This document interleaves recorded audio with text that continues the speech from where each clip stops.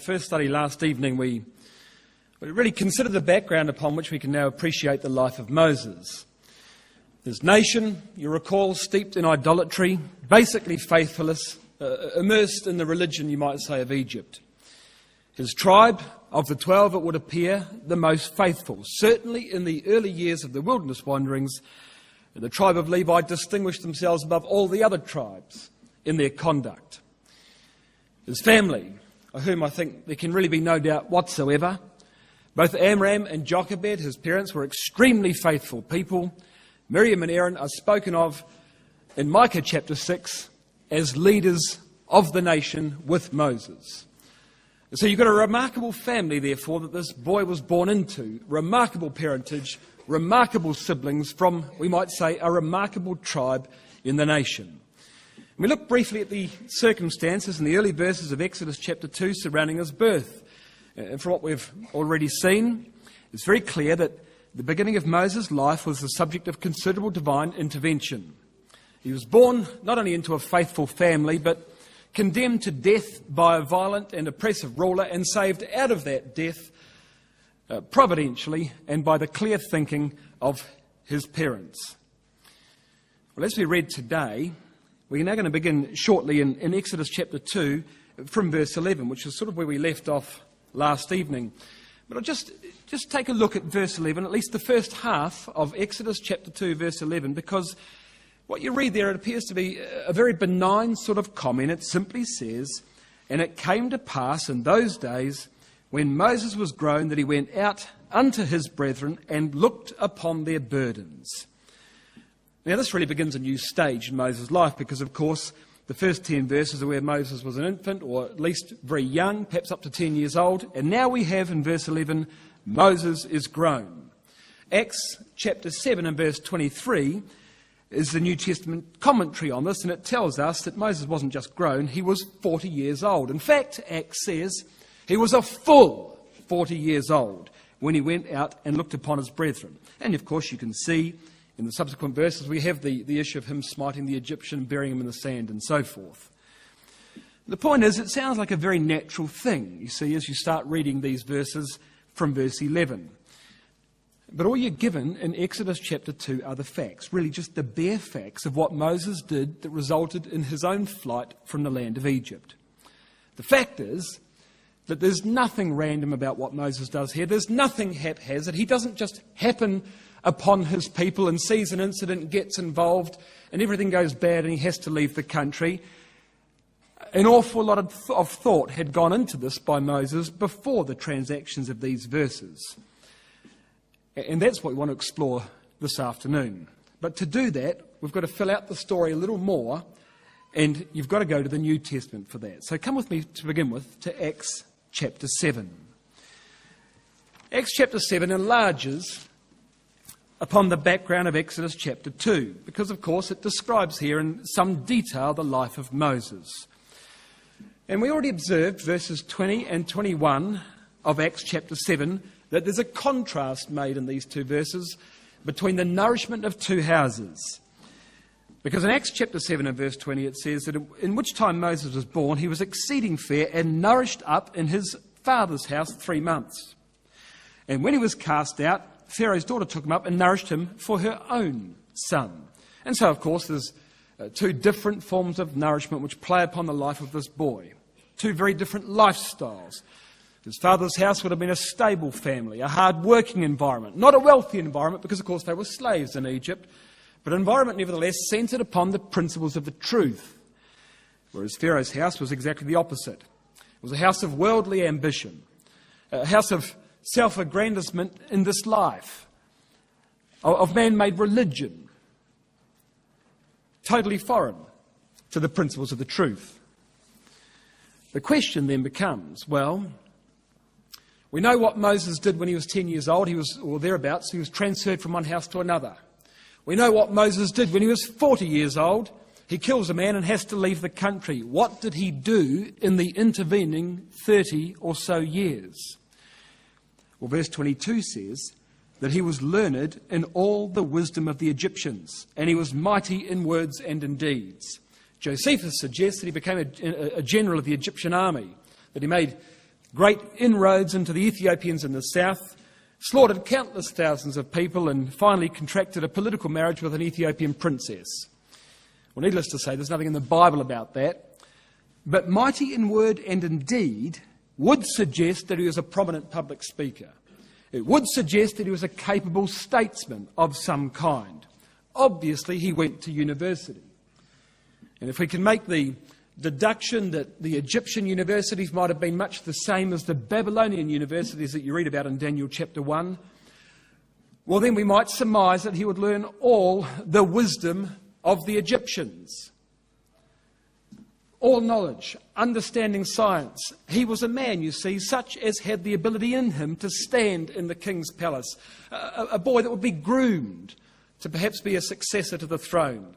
And so very much like Daniel found himself in Daniel chapter 1, you can imagine people thinking in the Egyptian court of Moses in the same sort of capacity.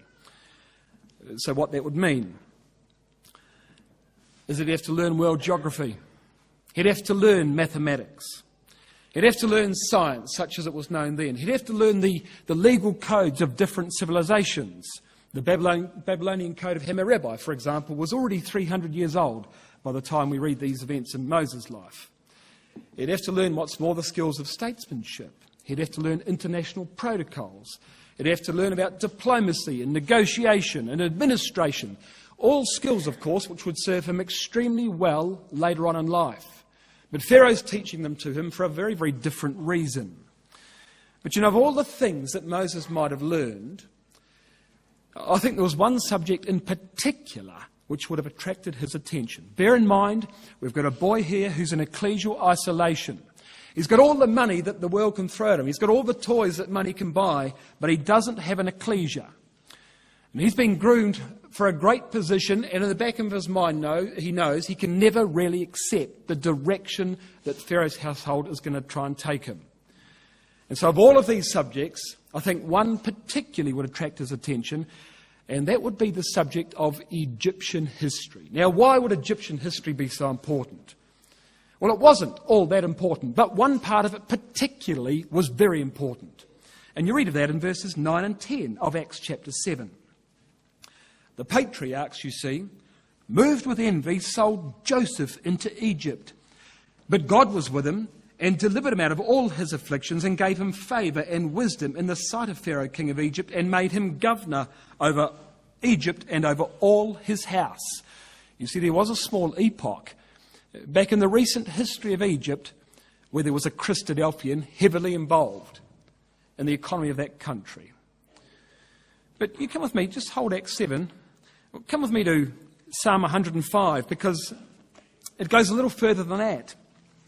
Not only was Joseph an important man in Egypt, but you read of something particular that Joseph did when he was there in Egypt. Psalm 105, verse 20. It tells you this. Verse 17 of the psalm tells you that we're talking about Joseph here. So verse 20 of Psalm 105 says that the king sent him, loosed him from prison, even the ruler of the people, let him go free. He made him lord of his house, ruler of all his substance, to bind his princes at pleasure and to teach his senators wisdom. So Joseph was employed in educational capacity in Egypt. How much do you suppose, therefore, of the wisdom of Egypt actually came from Joseph? And even though the current administration doesn't agree with the previous dynasty, they don't recognise Joseph in that sense, the history couldn't be erased. The history was the history. And here's Moses attending to books as he's been brought up in the house of Pharaoh's daughter, and he's got to consider Egyptian history, and lo and behold, he comes across the deeds of this Christadelphian, who's now been dead for 100 years. Wouldn't you think that he'd pay word by word attention to everything that Joseph did, everything that Joseph said, everything that was initialed with Joseph's initials? Because he was a major contributor, you see, to the faculty of wisdom in the nation of Egypt. It was Egyptian history. It would be written down. And for a young man, out of the direct influence of the truth, that history would be inspirational. He would have known it backwards. Everything Joseph did, everything Joseph said, you see. You can see, brothers and sisters, how Joseph would become somewhat of a mentor from the grave, you might say, but a mentor nevertheless for the young Moses as he's growing up in this household. Well, that's part of the picture. Now, you come with me to Hebrews chapter 11. Let's fill out that picture a little more. Because that household was going to make certain demands, you see, on Moses. It had invested a lot in him. And now it was payback time. And there were certain expectations, you see, that the court was going to have of Moses, like it perhaps would have of any politician. And he's going to have to start going step by step through the path that they've marked out for him. And in Hebrews 11 and verse 24, it tells you, by faith Moses, when he was come to years, refused to be called the son of Pharaoh's daughter, choosing rather to suffer affliction with the people of God than to enjoy the pleasures of sin for a season, esteeming the reproach of Christ greater riches than the treasures of Egypt, for he had respect unto the recompense of the reward. There's an awful lot there. What's it saying? Well, he refused to be called son of Pharaoh's daughter. He refused the pleasures of sin. And he refused the treasures of Egypt, it says in those 3 verses. Instead, he sought affliction with the people of God. He sought the reproach of Christ. And he sought the reward of eternal life. So there's a very clear demarcation in Moses' mind between what Egypt can offer him and what the truth can offer him. And the point is that those 2 lists of 3 things are both synonymous. The son of Pharaoh's daughter, you see, would be a high-powered position. There would be no shortage of money, but it would be buried in sin. On the other hand, ecclesial life would be a life of privation. It would be the subject of personal ridicule, but there would be an ultimate reward of immortality. Now look at the details. Verse 24. He chose, when he came to years, not to be called the son of Pharaoh's daughter. And you'll probably be aware that the definite article there, that is the word the, is not there. And it should be son, capital S, of Pharaoh's daughter. Because it's not describing the relationship between Moses and his adopted mother. It's describing a position in the ranks of Egyptian nobility. So he refuses a promotion. That's the point. He refuses a position on the Senate, if you like, in Egypt. The reference appears to be to the throne that he was being groomed. So therefore there'd be a ceremony. There'd be a formal transfer of responsibilities as Moses would become perhaps the heir apparent, which was unacceptable for him because if he was going to enter that level in the echelons of the Egyptian nobility, he would have to adopt the Egyptian religion. That was the state religion. The Pharaoh was worshipped as a god. So Moses was going to have to buy into all of that. Well, therefore, it was a promotion he couldn't accept.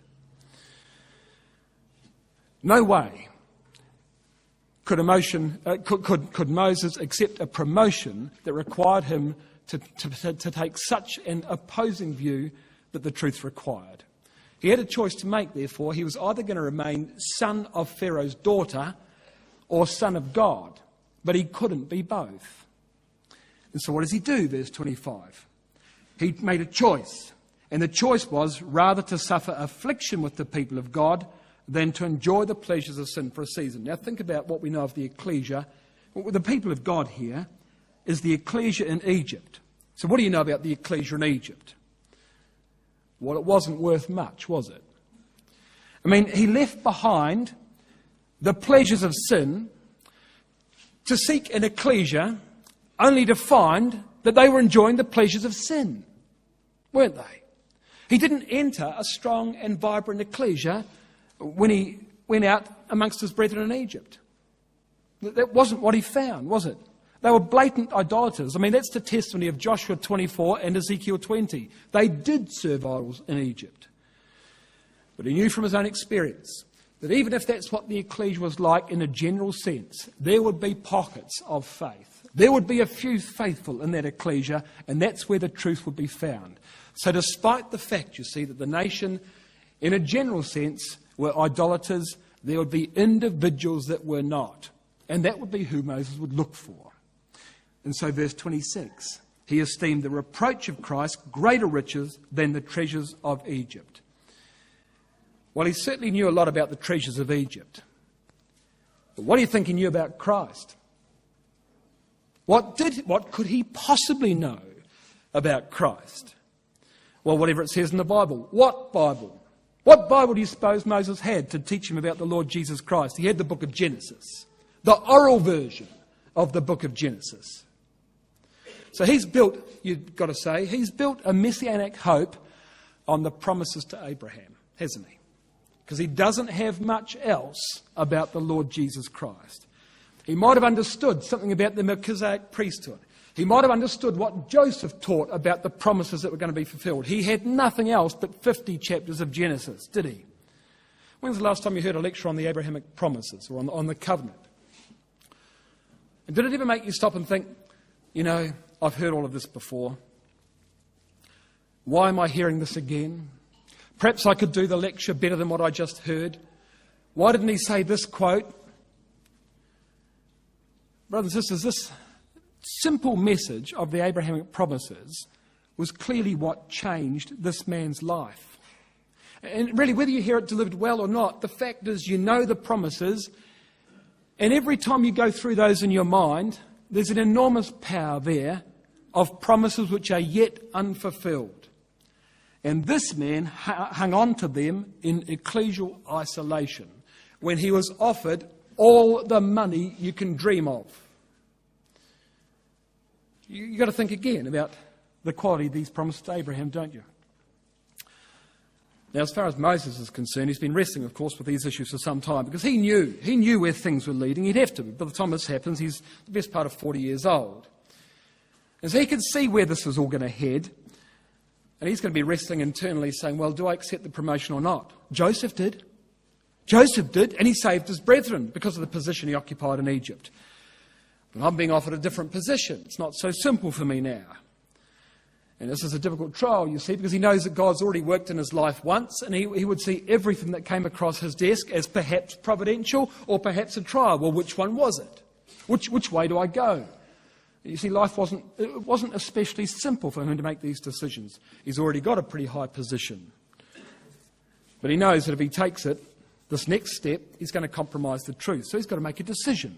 And it tells us that he refused to be called the son of Pharaoh's daughter. Well, this refusal couldn't be anything but public, could it? Couldn't be anything else. And there are going to be serious implications. What's wrong with him? Is he unwell? Is he under stress? Look at what we've done for him. You'd think he'd be grateful. Look at all the money we've spent on him. You think about the pressure that would be brought to bear on Moses. You know, it happened in my life once. I had a cousin not in the truth, was going to get married. And I said to Mum, what do I care about this? What do I care about this cousin who's not going to, not in the truth? I'm not going to go to the wedding. Whoa, it went from the mother to the sister to the aunt. It went around the whole family, and I got a message coming back. Well, it didn't matter to me especially. But the point is, it was only a wedding of a cousin I didn't really see much of. This is far more significant. So you can imagine the pressure that would come back when Moses said to his adopted mother, look, I don't think I'll take that, Mum, thanks. Well, that would go to Dad, and then back to Mum, and then back to Moses, and we want to have a sit down, son, and have a good discussion about this. Well, I haven't changed my mind. Then we'll bring a few more people into the discussion and have another good discussion about this. And you can imagine this going on and on before Moses has to make his position very, very clear. Well, now he's in disgrace. He's let the family down. The royals all think he's a delinquent. You can imagine what things are like in the palace. Now, understanding all of that, come back to Acts chapter 7. Because Moses has got something on his mind, you see. He's got another plan. And it doesn't really involve Pharaoh's daughter. Because in Acts chapter 7 and verse 23, it tells us that when he was full 40 years old, it came into his heart to visit his brethren, the children of Israel. What do you mean it came into his heart? Well, we see we've got a problem because whatever came into Moses' heart was going to cost a man his life. He thought, you see in verse 25, that everybody would get the point. Verse 25, he supposed his brethren would have understood how that God by his hand would deliver him. But they didn't understand. Well, nobody got the point. Moses goes and does this deed. He thinks everybody's going to join the dots. Everyone's going to get the point. They're all standing around looking at him like there's something wrong with him. What are you going to do? Kill me like you killed the last fella? So what's Moses doing? What exactly is going through Moses' mind? Well, I'll show you exactly what's going through his mind. You come back with me to Genesis 41. Back to the life of Joseph. Because you see, he sees himself as somewhat of a copy of Joseph. And you can understand why. Providence has acted in his life in a similar manner to which it acted in Joseph's life. And so now he thinks that God's going to use him in the same way that he used Joseph. Now there are some references that bear upon this. For example, in Genesis chapter 15, verse 13, God said to Abram, "Know of a surety that thy seed will be a stranger in a land that's not theirs. They'll serve them, they'll be afflicted 400 years, but in the fourth generation they'll come hither again." Moses already knows he's the fourth generation. He knows that deliverance has got to happen in his lifetime. Genesis 50, verse 24, Joseph said to his brethren, "I die, and God will surely visit you to bring you out of the land which he swore to Abraham." So he knows Joseph has reiterated the promises to Abraham, which of course is Moses' Bible. He goes out to visit his brethren. Can you see a significance there between what he does and the words of Joseph? But he does it when he's a full 40 years old. Now, what's the point there? Well, here's the point. Genesis 41, verse 46. Joseph, it says, was 30 years old when he stood before Pharaoh, king of Egypt. So he's been in prison for a few years. He's now 30 years old. And he's going to stand and become number 2 in the empire. Verse 53, Genesis 41, verse 53. "And 7 years of plenteousness that was in the land of Egypt were ended." Herald's Joseph. Well, he's 37, isn't he? Genesis 42, verse 1. "Now when Jacob saw that there was corn in Egypt, he says to his boys, 'What are you looking at each other for? Go down to Egypt and buy corn.'" That's the first year of the famine. Herald's Joseph. He's 38. Genesis 43, verse 1. "The corn runs out. Jacob says to the boys, 'Go back and get some more.' Verse 1. "The famine was sore in the land. It came to pass they'd eaten their corn." What's happening? It's the second year of the famine. Herald's Joseph. He's 39. Genesis 45, verse 6. Well, you know the story of Joseph. One thing leads to another. He gets all the boys in front of him and he reveals himself to them. How old is he when he reveals himself to them? Genesis 45, verse 6. "These 2 years hath the famine been in the land, and yet there are 5 years in which there shall be neither earing nor harvest. And God sent me before you to preserve you a posterity in the earth and to save your lives by a great deliverance." Joseph's 39 years old when his brethren stand in front of him. By the time he got Dad down to the land as well, he was 40 years old. And it says in Acts chapter 7, when Moses was a full 40 years old. What's the point of that? He's waiting for God to use him, isn't he? Just like God used Joseph. Joseph delivered his family, you see, when he was 40 years old. And Moses is looking for a sign, waiting for something to happen to tell him that at 40 years old, and the clock's ticking, and he's getting near his 41st birthday, and he's a full 40 years old. He's desperate for a sign. And he interprets the first thing that happens as a sign, and one thing leads to another. So can you see what is going through Moses' mind? I think it's pretty clear. Exodus chapter 2 said, when he was come of age. There's an awful lot more than just coming to years. He got to a specific year, modelling his life upon a specific man. And nobody understood. Nobody understood all. So come with me to Exodus chapter 2. Look what happens. So you can see the tension, brothers and sisters, in this man. He's in his 40th year waiting for something to happen. He saw Joseph accept promotion. He saw Joseph deliver Israel. He knows he can't quite do the same thing because of the religious implications. He hates the things of Egypt. He's going to make his greatest decision for the truth. Pharaoh's upset. He's burning his bridges pretty fast. He's upset the entire family. He goes out amongst his people. And verse 11 of Exodus chapter 2 says, "It came to pass in those days when Moses was grown that he went out unto his brethren, looked upon their burdens, and he spies an Egyptian smiting a Hebrew, one of his brethren." Oh, it's the divine sign that I've been waiting for. God's going to use me today. This must be what it means. Now, before I get to that, I think there's another reason he went out amongst his brethren. And he looks upon their burdens. Now, what do you think Moses had to understand about their burdens? I mean, he knew how slaves worked. He knew what the Jews were being used for. I don't think there's a lot of education that watching what the work of the Jews was would give Moses. I think, however, when you come to chapter 5, verse 14, we've got another clue about what Moses was looking for amongst the burdens of his people. It tells you in Exodus 5 verse 14 that the officers of the children of Israel, which Pharaoh's taskmasters had set over them, were beaten. And they demanded, "Wherefore have you not fulfilled your task, making bricks today like yesterday?" and so forth. What is the point? The point is we have Egyptian taskmasters. Under them we have Hebrew officers. And under them we have Hebrew slaves. So there's a structure amongst the slaves. There's a hierarchy. The nation's already organised into companies. And each one of those companies has a Hebrew commander.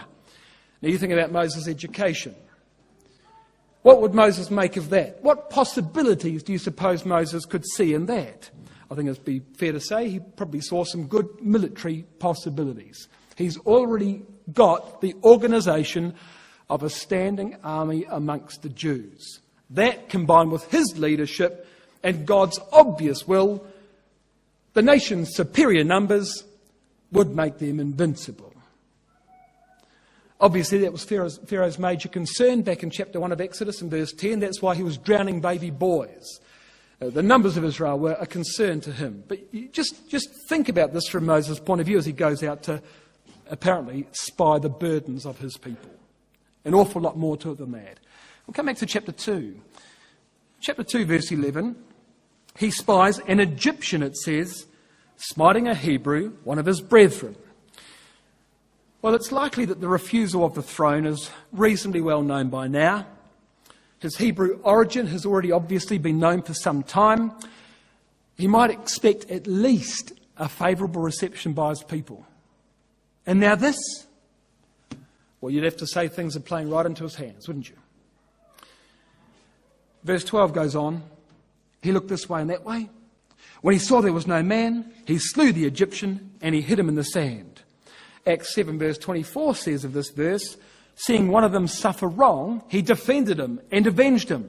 So here's a man mighty in word and deed. He defends him in word, he avenges him in deed. That's what Moses did, hides his body in the sand. Verse 13. And when he went out the second day, behold, 2 men of the Hebrews strove together.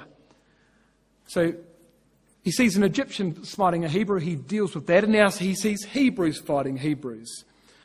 Acts 7 and verse 26 says he showed himself to them the next day. He'd refused the ceremony in the court of Pharaoh. He thought he'd be accepted with equal enthusiasm amongst his own people. Well, verse 13 says, the 2 Hebrews were striving. He gets involved. Wherefore smitest thou thy fellow? And he said, who made thee a prince and a judge over us? Do you intend to kill me like you killed that Egyptian? Well, nothing could have prepared him for that. Nothing could have prepared him for that. Moses is devastated by verse 14. Everything he's done for the nation. Everything he's invested in this venture, you see. And he's done it all for the truth. And the wheels have come off. Everything's coming to pieces, you see. So God's forsaken him. This wasn't a sign from God at all. It was a trick. And now everybody knows. And he's shown his hand. And now he's in big trouble. Well, everybody knows all right, because verse 15 says, and he says at the end of verse 14, the thing is known. When Pharaoh heard this thing, he sought to slay Moses, it tells you. Of course, Pharaoh put 2 and 2 together very quickly. Now everything made sense. We've got a traitor in our midst after all we've done for him. Ordinarily, Moses could have killed thousands of Egyptians. He perhaps could have killed thousands of Hebrews and Pharaoh wouldn't have blinked an eye. Not anymore. Not anymore. He's shown his hand now, hasn't he? You know, in Exodus 18 and verse 4, when Moses names his second boy, it says, I named him Eleazar because Yahweh delivered me from the sword of Pharaoh. Well, that tells you in verse 15 is that straight away the police are out. He can't go to the palace, can't go back to his family, can't go to Israel. He's got to get out. And they almost got him. Yahweh delivered me from the sword of Pharaoh. Pharaoh almost got him. And off he goes across the border, you see. What went wrong? Well, this is what went wrong. Acts chapter 7, verse 25. He supposed his brethren would have understood that God by his hand would deliver them. And they didn't understand. 40 years later, what we find in Acts 7, verse 35, is that God did use Moses, who became a tool in God's hand. And the record tells us that it was by the hand of the angel that appeared to him in a bush. So he was a man who thought he could do things in God's time the way he wanted. Didn't realise, in fact, that God had an entirely different plan. He was going to use Moses in an entirely different way. In Acts, as you'll see in chapter 7, there makes the contrast between the hand of Moses and the hand of the angel, and one hand fought the other. And it was doomed to failure, therefore, at 40 years old, and there was nothing he could do. But look at the preparation in his mind. Everything that happened to Joseph, you see, happened to Moses. He was a goodly man, just like Moses was when he was born. Nursed up in his father's house. God was with him. He increased in wisdom. He was elevated by Pharaoh. Both of those boys forsook Egypt. He was accepted by his brethren eventually, in Joseph's case. He delivered his brethren eventually, in Joseph's case.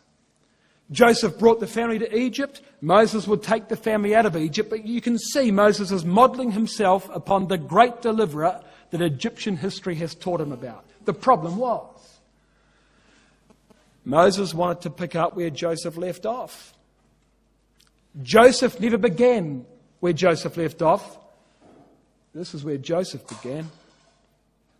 All the formative years of training of Joseph, Moses has never seen. Moses has never been a shepherd. He's never even contemplated getting his hands dirty like that. And there was a time, you see, when Joseph was a shepherd and when he sought his brethren and he was rejected by them. And they said to him, shall thou indeed have dominion over us? Shall our sheaves really bow down to you? Who made thee a ruler and a judge over us, Joseph? Who do you think you are, telling us a dream like that, Joseph? And he finds himself exiled, Joseph does. A slave, actually. He marries in Egypt, actually. And fathers 2 sons. Just like Moses was subsequently to do in Midian in his own exile. You see the point? There's no question there's a parallel between Joseph and Moses. It's just that their lives were lived the opposite way around. Moses was a shepherd, then he was a deliverer. Joseph was a shepherd, then he was a deliverer. Moses thinks he can start off by being a deliverer. God says, I'm sorry, that's not the way it works. You've got to do your time with the sheep. And that's going to be 40 years. 40 years. And so he doesn't know this, of course, but now he flees from the face of Pharaoh, flees for his life. Where does he go? Well, he's in the north of Egypt. He's really got, I suppose, 3 choices. He could go south, he could go west, or he could go east. Well, what would you do? You're not going to north. North is the sea. You're not going to go south. It's just desert, and it's more and more of Egypt. Egypt went very, very far south. He's got to get out quickly. Well, what is there west? There's not much. There's Libya. He goes east because he goes to Midian. Why does he go east? Now think again about what Moses would know about the geopolitics of the region. He's a man that would have a pretty good idea about trade routes, about foreign kings, about foreign economies, about the history of some of these countries. And amongst all the stories he'd read about a man from a distant land who was very rich, who came upon very hard times, the greatest of all the men in the East.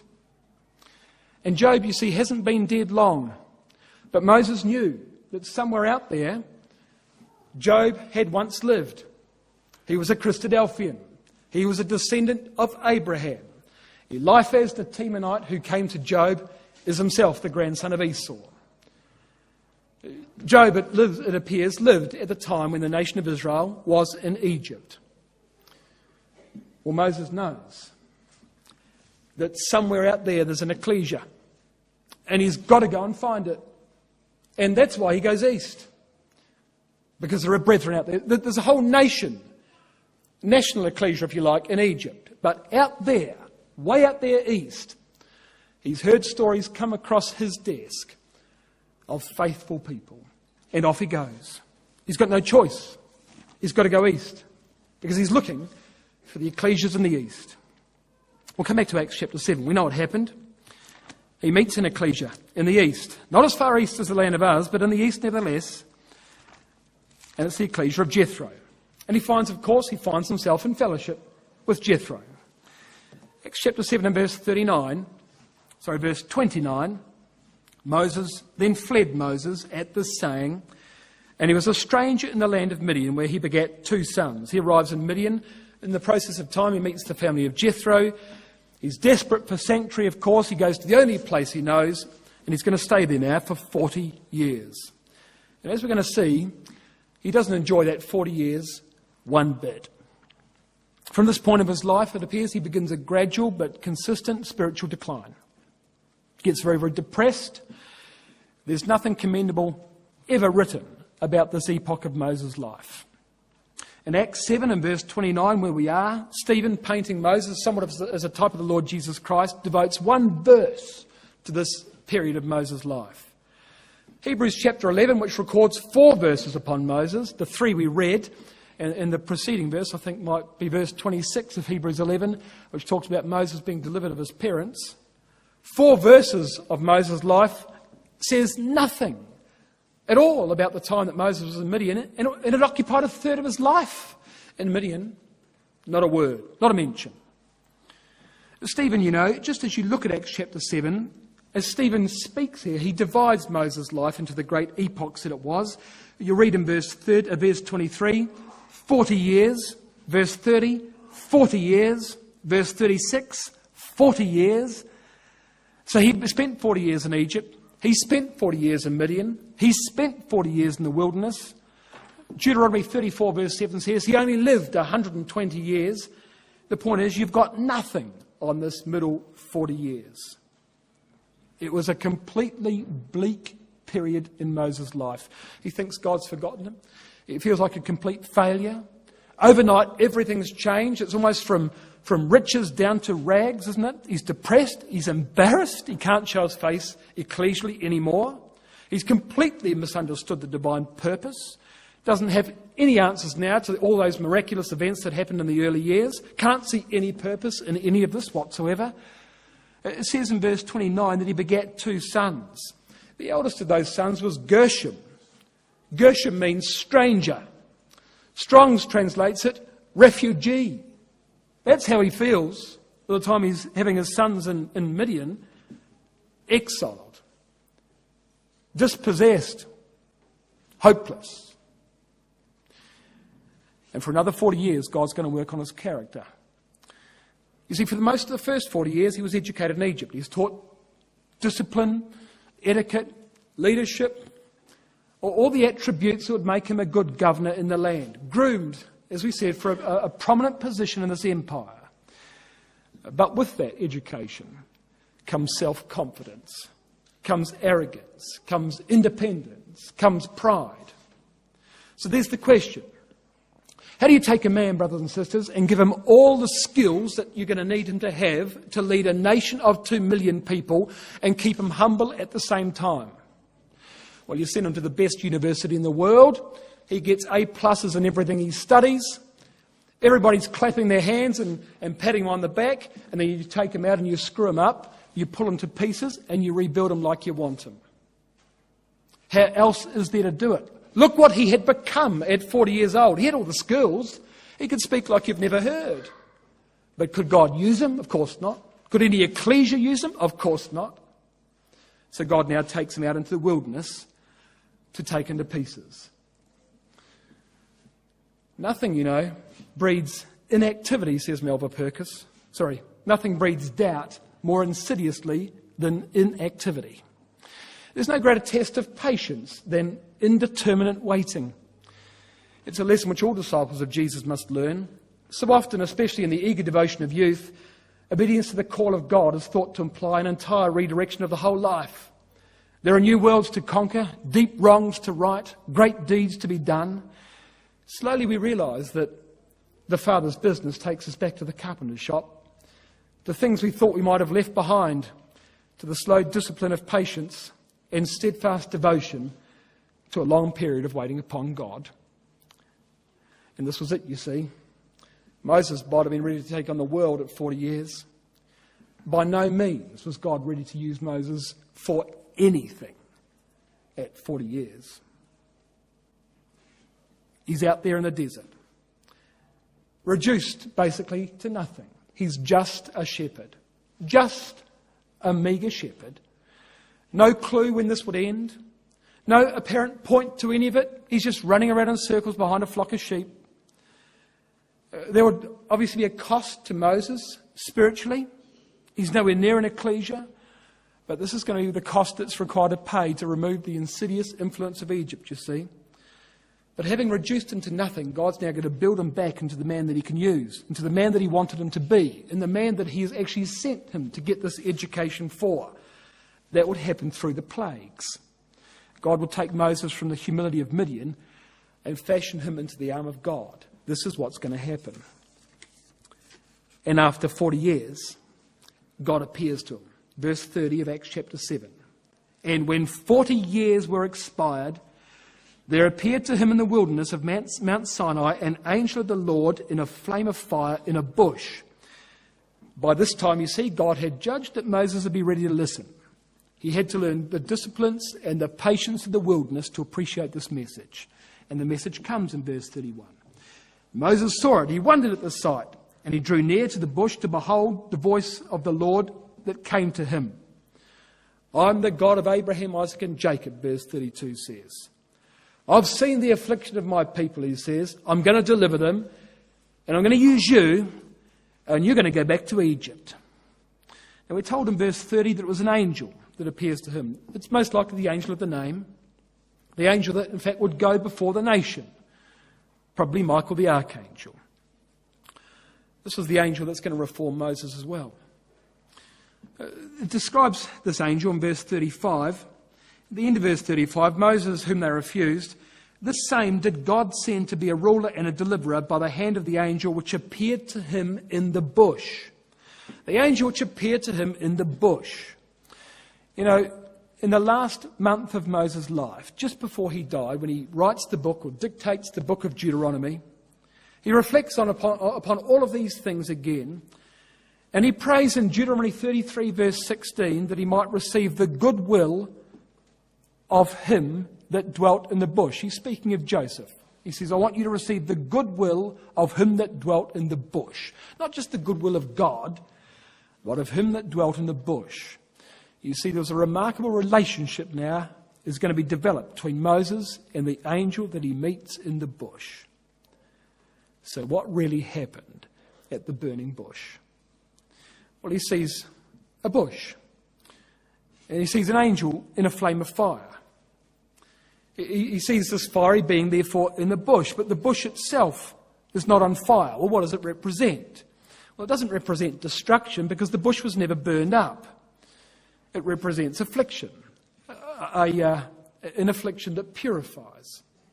Now, the word bush in Exodus 3 verse 2 is the Hebrew word senna, which means to prick or to pierce. So it appears as though this was in fact a thorn bush. So Moses sees in the backside of the desert a thorn bush on fire, and an angel speaks to him from the fire.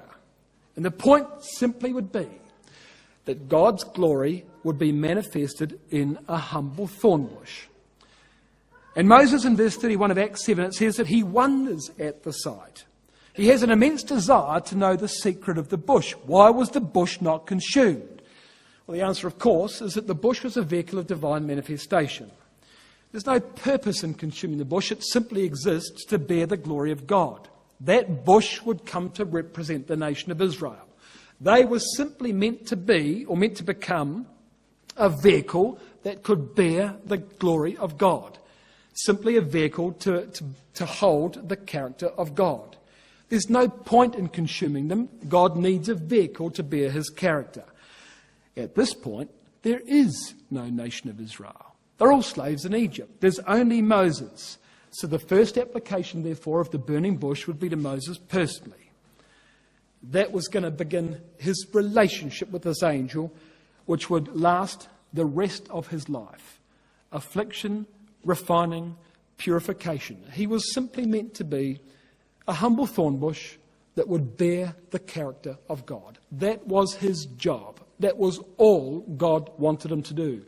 Oh yes, mighty in word and deed, these qualities would need to be used, but at the bottom of it all, he was just a bush. And the minute that bush thought it was anything better than bush, God would burn it down and get a new bush. He just wants a vehicle to bear his character. And that's what Moses has got to learn, you see. Now come back to Exodus 3. Look what happens at the bush. God says, Moses, I'm going to send you back to Egypt. What does Moses say? No, you're not. Not going. Not going to do it. You know, we talk about the bush being a vehicle for the character of God. It's a lofty thought in a sense, and at this point, too lofty for Moses. Exodus 3, verse 11. Moses says to God, who am I, he says, that I should go unto Pharaoh, that I should bring forth the children of Israel out of Egypt? I can't do it. I'm the last person, he says, that you should be asking. And we're going to begin now a conversation between Moses and the angel of the bush. And Moses is going to find a lot of reasons why it's clearly impossible for him to go back to Egypt. And here's the first one. Verse 11 of Exodus chapter 3. I'm the last person you should be asking. Don't send me back to Egypt. The answer comes back in verse 12. Don't worry. I will be with thee. There will be no problem. Verse 13. Moses says to God, well, yes, but behold, when I come to the children of Israel and say unto them, the God of your fathers has sent me to you, they'll say to me, what's his name? What am I supposed to say to that? You know what happened the last time I pretended to be a deliverer. They said, who do you think you are? Well, what am I supposed to say this time, he says. I can't just walk in and deliver the children of Israel. The answer comes back in verse 14. You tell them that Yahweh has sent you. You go to the elders of Israel in verse 16. They'll listen to you. And then take those elders before Pharaoh in verse 18. He won't listen to you. Verse 19. And as a consequence of that, I'm going to punish Egypt. And eventually, verse 22, they'll pay you to leave Egypt. That's the discussion. Chapter 4, verse 1. Moses answered and said, but behold, they won't believe me. They won't believe me, nor hearken to my voice, for they will say, Yahweh has not appeared to you at all. You're lying, Moses. I can't do it. They won't believe me. That's the third refusal. He's having a discussion with Michael the Archangel. He's just refused 3 times to do what he was told to do. 3 times. Well, so God gives him the ability to perform miracles in the early verses of chapter 4. The rod becomes a serpent, the hand becomes leprous, the water becomes blood. Verse 10, go to Egypt, God says. Verse 10, Moses said to Yahweh, my Lord, I'm not eloquent. 4th refusal, I'm not eloquent, neither heretofore, nor since thou hast spoken to thy servant. I'm slow of speech, I'm of a slow tongue. I can't speak, he says. Never could, really. Never have been mighty in word and deed. What do you make of that? Can't speak, never could speak. The angel's losing patience. Verse 11. Yahweh says to him, who hath made man's mouth? Who maketh the deaf or the dumb, or the seeing or the blind? Have not I, Yahweh? Don't you think I know if a man can speak? Don't you think I know if a man can see? I'm the Creator. Don't tell me you're slow of speech. I'm the Creator, he says. Now therefore, verse 12, go and I'll be with thy mouth and I'll teach thee what thou shalt say. And Moses says in verse 13, O my Lord, send, I pray thee, by the hand of him whom thou wilt send. New International Version. O Yahweh, please send someone else to do it. Fifth refusal. Well, this has gone on long enough. This is the God who's slow to anger. Moses is putting himself in a serious position. This is what 40 years in Midian has done. Completely reduced his spirituality, completely reduced his self-confidence. He's an extremely depressed man. He's got no confidence in himself whatsoever, even though he knows the decorum of the court of Pharaoh. He knows what would have to be done. He just does not feel as though he can do it, even with divine assistance. What do you do with a man like that? Well, he's going to go anyway. That's what's going to happen. He's going to go anyway. But he's in an extremely poor spiritual state. You want to see the proof of that? Verse 25 of Exodus 4. He's forgotten to circumcise his second son. In Genesis 17, Abraham was told that the man-child whom you don't circumcise should be cut off from his people because he's broken my covenant. In today's language, in verse 25 of Exodus 4, Moses has forgotten to baptize his boy. Well, just what kind of a Christadelphian do you suppose he is by the time he's done 40 years in Midian? Well, not much. Not much. Things are at an extremely low ebb, but he's going back anyway. And you see, it was those 10 plagues that began to now rebuild the character of Moses. You look at it. He's not a confident man. But look at it. Exodus chapter 7, verse 6. Look what it says. And you see, you can see the change in Moses. Exodus 7, verse 6. The plagues begin. Moses and Aaron did as Yahweh commanded them, so did they. Verse 20. Moses and Aaron did as Yahweh commanded. Chapter 8, verse 13. Yahweh did according to the word of Moses. There's a change, isn't there? Yahweh did according to the word of Moses. Chapter 8, verse 30. Moses went out from Pharaoh and entreated Yahweh. And Yahweh did according to the word of Moses. So it began with Moses and Aaron doing what they were told. By the time you get towards the end of the plagues, God's doing what Moses says. Now, there's a harmony between them, of course, but Moses is taking charge so that as the plagues progress, they convert Moses. And he regains the confidence that he has in the truth, and that, in fact, he can be a valuable servant of God. And throughout those months, you see, the angel develops Moses into one of the greatest men that ever lived. He had all the building blocks in the first 40 years, but with them came arrogance and pride. So he takes him out into the desert for 40 years. It reduces him and pulls him back to pieces and rebuilds him the way he can use him. So that when Moses finally appears to the nation, what did they see? What did they see when he finally... Well, I'll show you. You come with me in conclusion to 1 Corinthians chapter 1. This is what the nation saw when Moses finally appeared to them at 80 years old. A very different man to what they saw at 40 years old. 1 Corinthians chapter 1. And isn't this the point, brothers and sisters, young people? 1 Corinthians 1, verse 25. Because the foolishness of God is wiser than men, the weakness of God is stronger than men.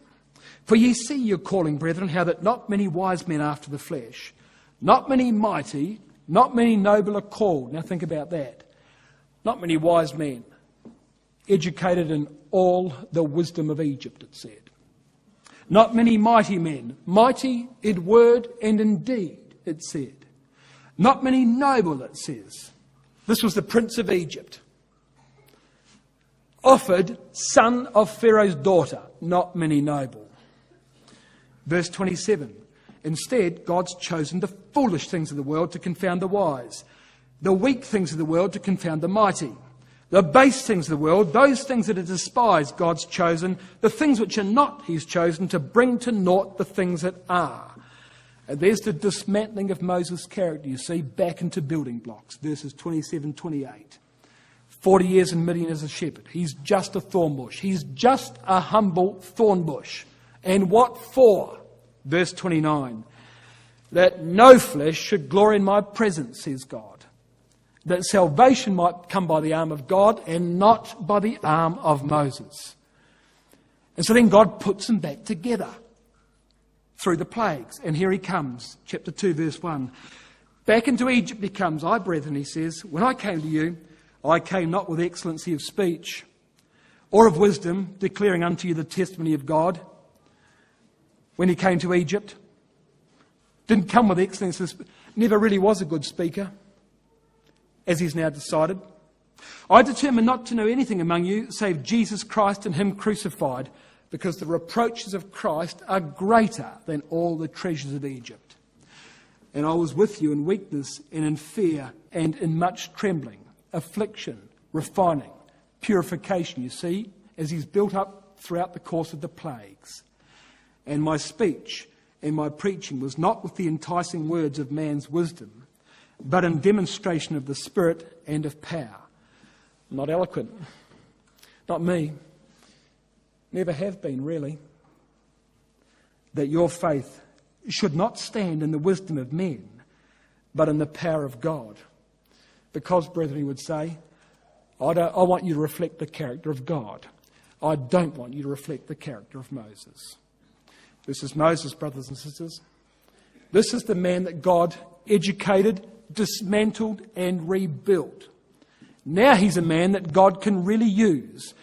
And from this point, the world will never be the same again.